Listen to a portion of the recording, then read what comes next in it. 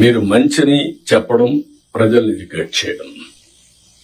చెడు వచ్చినప్పుడు అది వాస్తవాన్ని తెలిసినప్పుడు మీరు కరెక్ట్ గా సాక్ష్యాధారాలతో సహా చెప్పాల్సిన బాధ్యత జిల్లా అడ్మినిస్ట్రేషన్ ఉంది. Over period of time government లో ఒక ఐఎన్పిఆర్ క్రియేట్ చేసుకున్నాం మనం. What for? ఒక అడ్మినిస్ట్రేషన్ లో ఎక్కడికక్కడ చేసి తప్పులు గాని వచ్చినప్పుడు దాన్ని కరెక్ట్ చేయడానికి ఇన్ఫర్మేషన్ బ్రాడ్కాస్టింగ్ పెట్టుకున్నాం. ఇప్పుడు కూడా జిల్లాలో వింగ్స్ ఉన్నాయి. మీరు కూడా ఇది గుర్తుపెట్టుకోవాల్సిన అవసరం ఉంది. మొన్న నేను చూశాను పట్టిప్రోల్లో పోలీసులు అక్కడ చిన్న 2 గ్రూపులకు గొడవ జరిగితే వాళ్ళు అక్కడ తోచుకుంటే దానిపైన ఇమ్మీడియట్ గా తెలుగుదేశం వాళ్ళు కొట్టారు, ఎస్ఐ చొక్కా పట్టుకున్నారు, కాలర్ పట్టుకున్నారు అనేసే పరిస్థితికి వచ్చారు. మీరు చూడండి ఎంత క్లియర్ గా.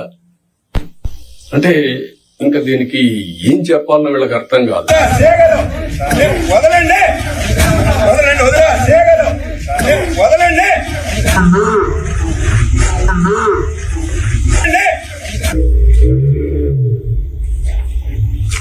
వదలమని అడుగుతున్నారు.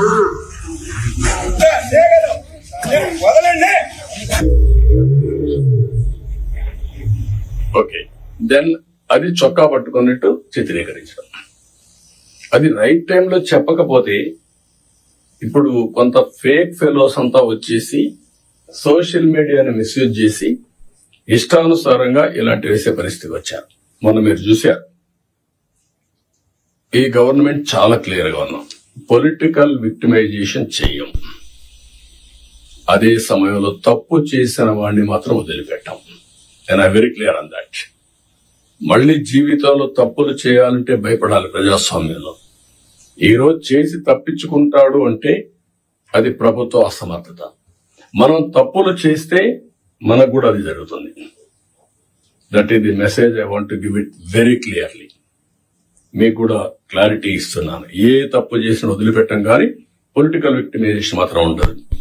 మనం మాట్లాడుతూ 36 మందిని చంపేశారని ఢిల్లీకి పోయి ధర్నాలు చేశారు. మేము అసెంబ్లీ అడిగాం, ఆ 36 పేర్లు ఇవ్వండి. 36 మంది చంపేసి ఎఫ్ఐఆర్ ఉంటుంది కదా, ఎఫ్ఐఆర్ ఇవ్వండి, నేను యాక్షన్ తీసుకుంటా. ఇంతవరకు ఇవ్వాలి. అంటే రాజకీయాలు కూడా మారాయి. ఆ విషయం మీరు గుర్తుపెట్టుకోవాలి. రాజకీయ నాయకులు పేపర్ పెట్టుకొని, టీవీ పెట్టుకొని, సోషల్ మీడియాలో తప్పుడు ప్రచారం చేసి గవర్నమెంట్ ని సెబటైజ్ చేసే పరిస్థితికి వస్తున్నారు. ఇది అన్టాలరబుల్. నేను I very clear on that. How to handle, will educate people. చట్టపరంగా కూడా యాక్షన్ తీసుకుంటాం. ఎవరిని కూడా ఎక్కడ కూడా వదిలిపెట్టే పరిస్థితి ఉండదు.